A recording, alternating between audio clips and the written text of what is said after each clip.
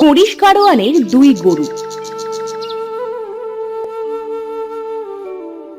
সে তাদের গরুকে দিয়ে অমানুষিক কাজ করায়। গ্রামের সব মানুষের ক্ষেত খামারের কাজ এই গরু দুটোই করে।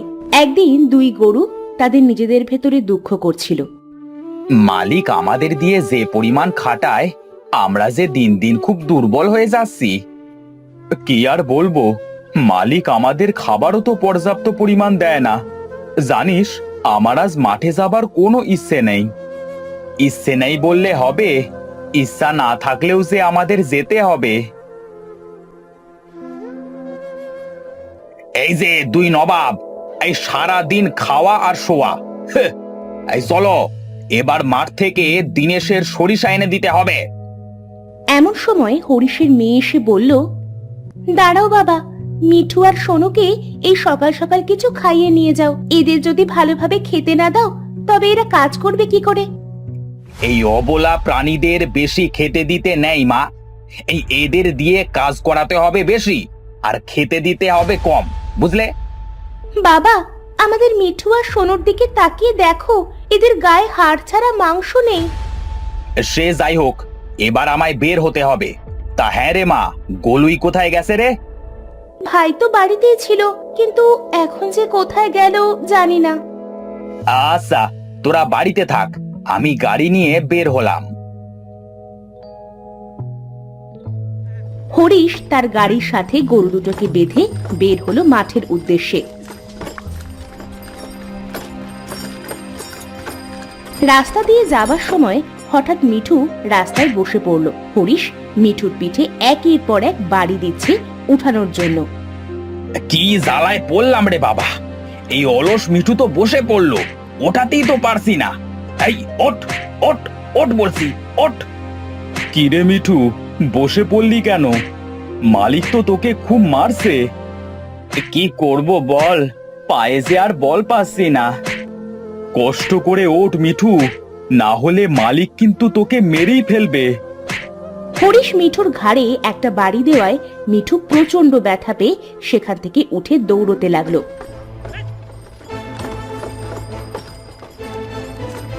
আরে মিঠু, এই এই থাম থাম বলছি। আরে এত জোরে ছুটিস না, থাম মিঠু। ওরে বাবা রে, আরে আমি পড়ে যাব তো। কি রে মিঠু, আগে তো উঠছিলিস না, এখন এত দৌড়াচ্ছিস কিভাবে? থাম, আমি যে আর তোর সাথে দৌড়াতে পারছি না। থাম বলছি। পাজি বজ্জাত লোক আমার কাঁধে মেরেছে, আমি খুব ব্যথা পেয়েছি, তাই দৌড়াচ্ছি। তা তুই যাচ্ছিস কোথায়? জানি না, যেদিকে দু চোখ যাবে সেদিকেই যাব। রাকেশের গরুর গাড়িটা ছুটতে ছুটতে এসে পড়লো একটা জঙ্গলের ভেতরে। সেখানে এসেই সোনু বসে পড়লো। হত সারা বজ্জাত গরু, এই গভীর জঙ্গলে কি করতে এলি? এই যাবো আমি মাঠে, আর নিয়ে এলি জঙ্গলে? ওঠ সোনু, তাড়াতাড়ি মাঠে চল। ওঠ ওঠ বলছি, চল মাঠে চল। আজ তোদের দুটোকে আমি পিটিয়ে ভালো করব। হত সারা দল। অনেক চেষ্টার পরেও যখন সোনু উঠল না, তখন সে কষ্টে নিচে বসে পড়ল। এবার আমি কি করব? হে, কিভাবে এই জঙ্গল থেকে বাড়িতে ফিরবো? এই অলস দুটোকে নিয়ে আমি আর পারি না। এমন সময় হরিশের চোখ গেল পাশের ঝোপে। সেখানে একটা মোটা তাজা সুস্থ গরু ঝোপের ভেতর থেকে লতাপাতা টেনে খাচ্ছিল। ওই তো একটা গরু দেখা যাচ্ছে। এই মনে হয় এই জঙ্গলের গরু। এই আপাতত সোনুকে গাড়িতে উঠিয়ে নি, আর একে দিয়ে গাড়ি টানায়। হ্যাঁ,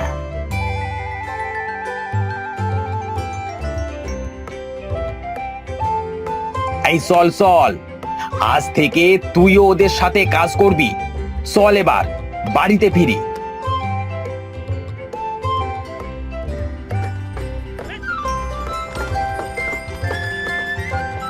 হরিশ সোনুকে গাড়িতে উঠিয়ে এদের দুই গরুকে নিয়ে গাড়ি টানিয়ে বাড়ি ফিরল।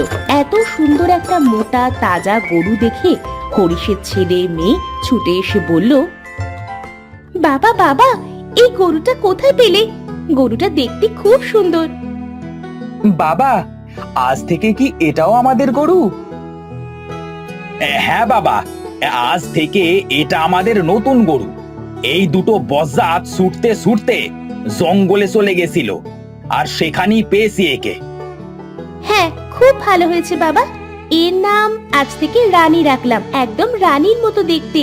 বাবা, তুমি ঘরে গিয়ে বিশ্রাম নাও, আমি এদের খেতে দিচ্ছি। হরিশ ঘরে চলে গেল। এদিকে রাকা গরু তিনটেকে গোয়াল ঘরে নিয়ে গিয়ে খেতে দিয়ে বলল, খা, তোরা পেট ভরে খা। আর হ্যাঁ, বাবা আসার আগেই কিন্তু সব খেয়ে ফেলবি, না হলে কিন্তু বাবা আমাকে খুব বকবে।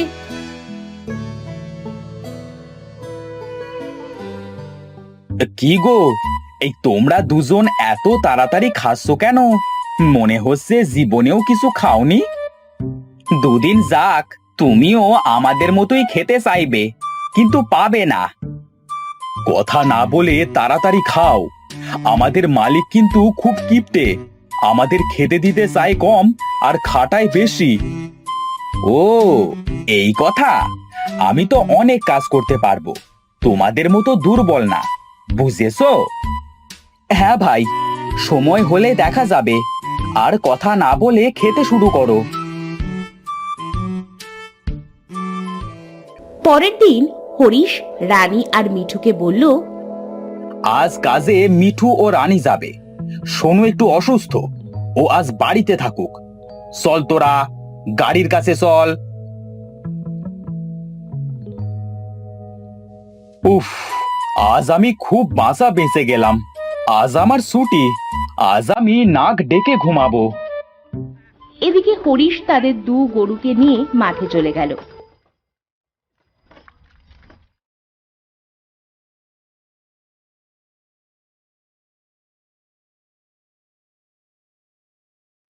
মাঠে গিয়ে গাড়িতে সরিষা উঠিয়ে বাড়ি এলো। বাড়ি এসে সেগুলা গরু দিয়ে মাড়াই করে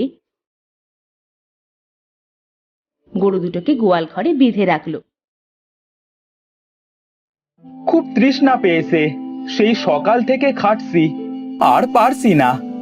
এমন ভাবে চললে আমি তো দুদিনেই শেষ হয়ে যাব। এভাবে বেশ কিছুদিন হয়ে গেল।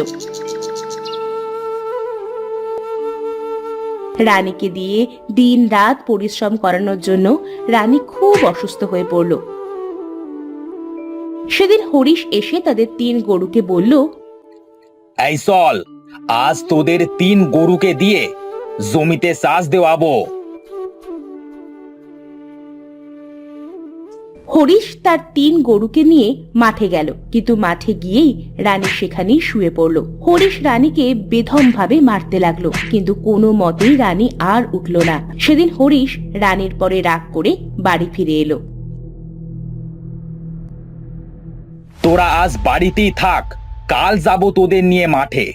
কাল যদি মাঠে গিয়ে এমন করিস, তবে কালকেই তোদের শেষ দিন।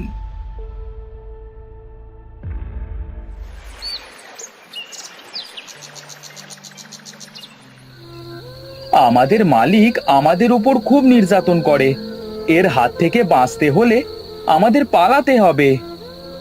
হ্যাঁ রানী, তুমি ঠিকই বলেছো। চলো, এখন তো রাত, আমরা ওই জঙ্গলে পালিয়ে যাই। আমরা গরু বলে আমাদের ওপরে মালিক যেমন তেমন ভাবে নির্যাতন করে, ওর ছেলে গলুইও যেন আমাদের মতো গরু হয়ে যায়।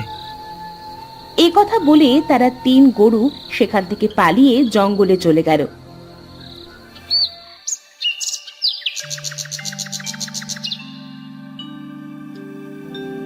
পরের দিন সকালে উঠে হরিশ দেখল গোয়াল ঘরে একটা গরুও নেই, আর তার ছেলে গলুই গরু হয়ে গেছে। হায় হায়, এটা আমার কি হলো? আমার ছেলেটা গরু হয়ে গেল কিভাবে? আর আর আমার গরু 3টে কোথায় চলে গেল? বাবা, এই গরুর জীবন থেকে আমাকে মুক্ত করো। বাবা, তুমি আমাদের গরুগুলোর উপরে খুব নির্যাতন করো বলে তাদের অভিশাপে আমার ভাই গরু হয়ে গেছে, আর তারাও আমাদের বাড়ি থেকে চলে গেছে। ঠিকই বলেছিস মা, সবই আমারই ভুল। চল, আমরা গরু 3টেকে খুঁজে আনি। ওরা নিশ্চয়ই জঙ্গলে গেছে। হরিশ তার দুই ছেলে মেয়েকে নিয়ে জঙ্গলের উদ্দেশ্যে রওনা দিল। আর এদিকে ওদের তিন গরুর এমন বেহাল অবস্থা দেখে প্রকৃতি কন্যা তাদের বলল, তোমাদের তিন গরুর কি হয়েছে? তোমাদের এরকম অবস্থা কেন? প্রকৃতি কন্যা, আমাদের মালিক আমাদের দিয়ে খুব খাটায়, খেতে দেয় না, তাই আমাদের এই অবস্থা। মালিকের কাছ থেকে আমরা পালিয়ে এসেছি।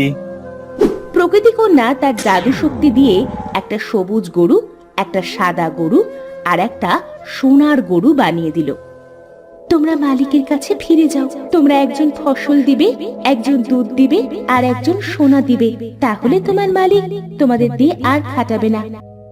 প্রকৃতি কন্যা, আমাদের কথা বলবার শক্তি দাও, যেন আমরা মানুষের সাথে কথা বলতে পারি। আচ্ছা, তাই হবে। আজ থেকে তোমরা মানুষের মতো কথা বলতে পারবে। প্রকৃতি কন্যা তিন গরুর কাছ থেকে বিদায় নিয়ে সেখান থেকে চলে গেল। এদিকে তারা তিনজন বনে এসে দেখল তাদের তিন গরু বনেই আছে। হরিশ তাদের কাছে গিয়ে বলল, তোদের এই অবস্থা কেন? তোরা কি আমার গরু? হ্যাঁ, আমরা তোমার গরু। তখন রানী তাদের সাথে সব খুলে বলল। সব শুনে হরিশ বলল, আমিও যে তোদের ফিরিয়ে নিয়ে যেতে এসেছি। তোদের সাথে অনেক অন্যায় করেছি, আমাকে ক্ষমা করে দে।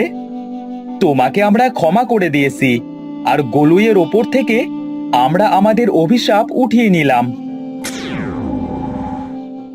আজ থেকে তোমারও কোনো কষ্ট থাকবে না, আর আমাদেরও কোনো কষ্ট থাকবে না। হ্যাঁ, এবার আমরা সবাই চলো বাড়িতে ফিরি।